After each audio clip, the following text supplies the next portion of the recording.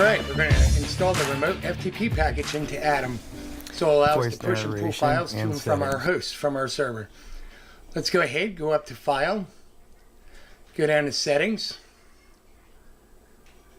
and let's close any other tabs that are in our way of seeing our settings and getting there, just to make things a little easier. Alright, in our settings we'll go ahead and select Packages.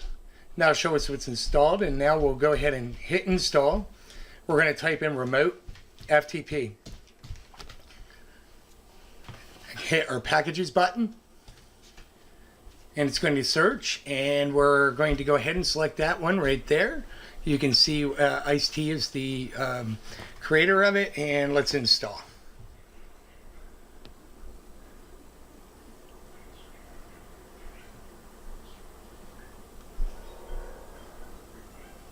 Now that it's installed, we can go ahead and just verify that it's in there.